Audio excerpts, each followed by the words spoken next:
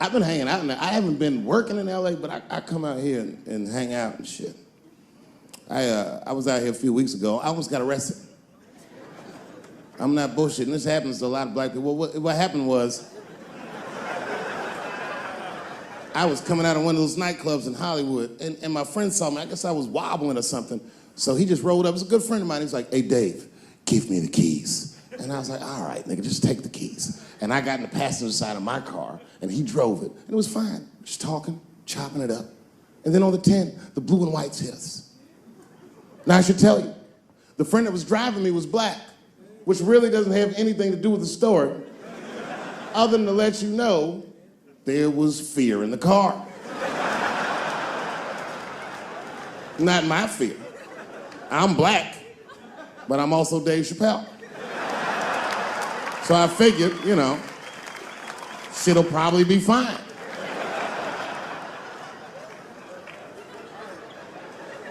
Traffic stop started off on the right foot. Cops came up to the driver's side. Hi, how you guys doing? And he recognized me immediately. Oh, Dave Chappelle. And I looked at my friend like, we getting out of this shit.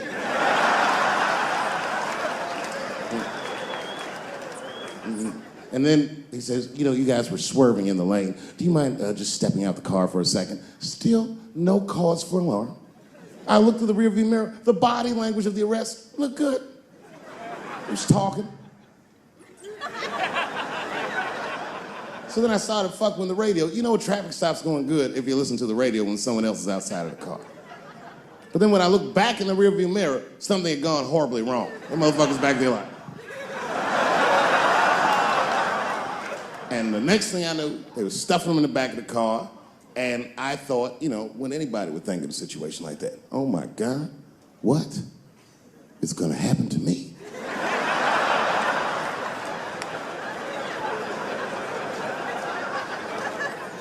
And the police walked up to the window. Mr. Chappelle, we had to arrest your friend. He refused to take our breathalyzer test. I said, that motherfucker. Not complying, that's odd.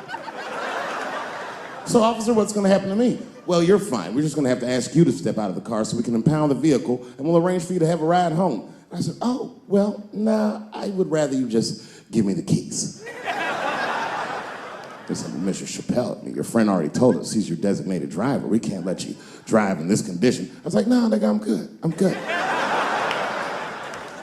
And then suddenly the shit turned into Vegas. He was like, I'll let you blow for it.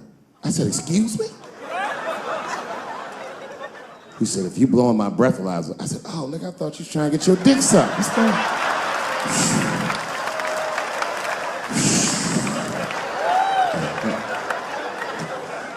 If you blow in my breathalyzer and pass, I'll give you the keys to the car. I said, Set him up, nigga, let's play. And I blew in that thing, and it made a noise. I said, uh-oh. And he looked at it, he said, oh, well, Mr. Chappelle, I guess you're free to go. I said, I am. I didn't know that thing didn't pick up weed. I drove home on the 10, 30 miles an hour. Yeah, no, it all worked out. It all worked out. I'm one of the lucky ones. It doesn't work out that well for everybody. I saw that videotape of that lady that got beat up in LA in the traffic. You see that shit on rush hour traffic? They beat a black woman's ass. This woman didn't even do anything wrong. It's fucked up. It was so fucked up it didn't even go to court. The city of LA just gave that woman $1.5 million for her pain and suffering. That is not bad, considering that's the same amount of money that Marcos Maidana made to fight Floyd Mayweather the second time. And this woman obviously hasn't trained a day in her life. You can see it on the tape. She didn't come to fight. Her guards were low. She was taking a lot of shots.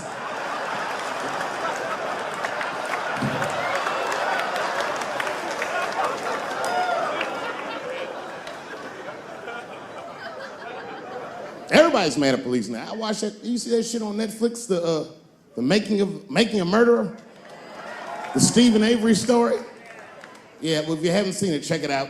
Stephen Avery is in more trouble than any white person in the history of the United States has ever been in. And a justice system designed for him to thrive,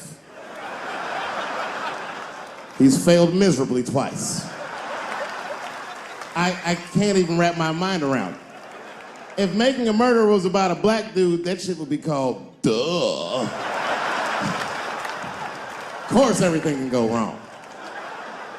Seems like he did it all right. The motherfucker even had $200,000 for his legal defense. That should get you off in Wisconsin. That's like OJ money. All he needed to get off that he didn't have was a single black juror. That's all it would have took. Because only a black dude in the United States can look at 11 other dudes and be like, I think the police did this shit.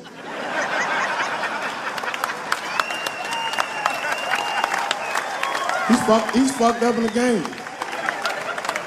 That's how OJ got off.